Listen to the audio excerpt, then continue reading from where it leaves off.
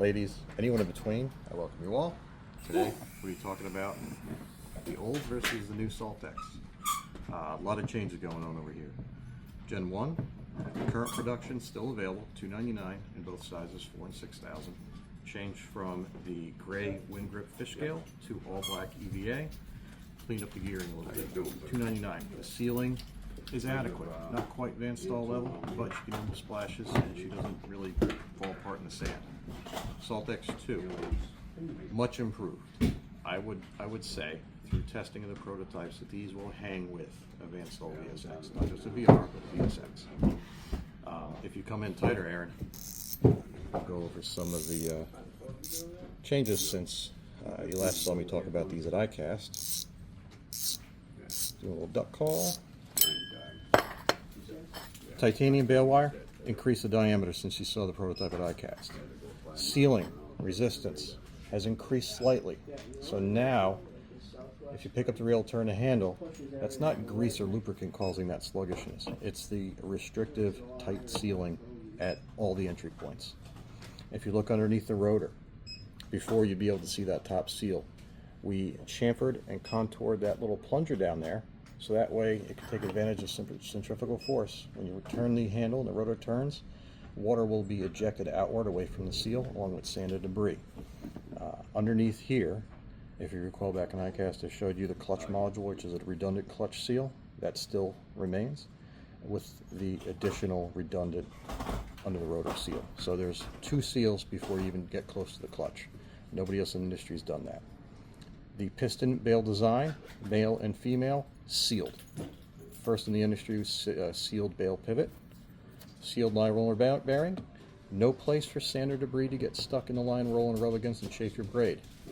A lot of companies out there, they try to mitigate friction by creating a gap so there's less contact with the braid, but the problem is debris gets in there. You get sand in there, every time that line roller turns, it's going to rub against your braid. So over time, your braid's going to get fluffy. If you ever fished Power Pro or Suffix 832 and it got fluffy and you couldn't identify the reason why, you thought it might have been a chipped guide, you check your guides. A lot of times it's because there's some debris inside that little gap on the line roller that's rubbing the braid, and it's just nicking individual fibers, you know, an inch and a half or 2 apart. So you can't really pinpoint it being a specific point of damage, but it happens over the entire length and it gets fuzzy quicker. EPDM rubber knob with full seal up at the top, seal at the base, CNC machined handle, crank arm,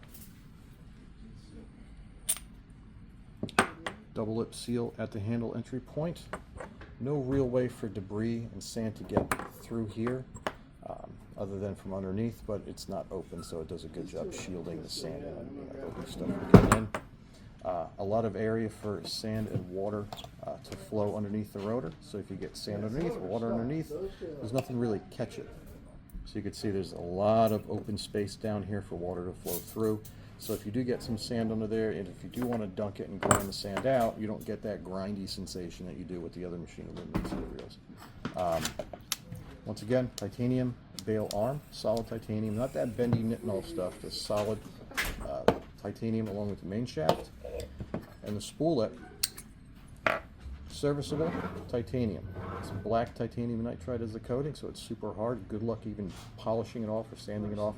If you do receive a nick or a ding because you had to run over the boulder, you can sand it smooth, and you're not going to expose anything that's going to oxidize. So that's one of the reasons why titanium is better than aluminum. And if it gets too beat up and rasped, 3 screws, pop the cap off, replace the disc.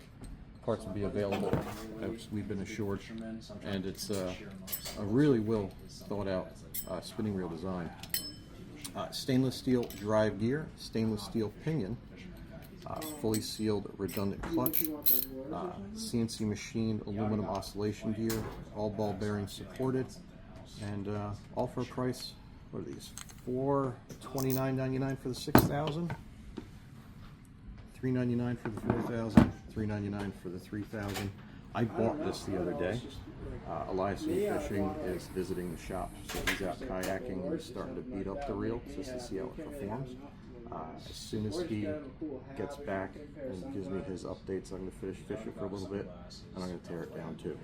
So if you compare the 6,000 to the current 6,000, no comparison in weight. A little more trim, virtually identical line capacities, a much better reel. 429 bucks.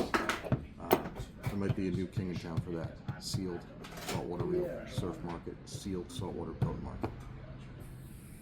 Outside of that, guys, thanks for joining me. See you soon.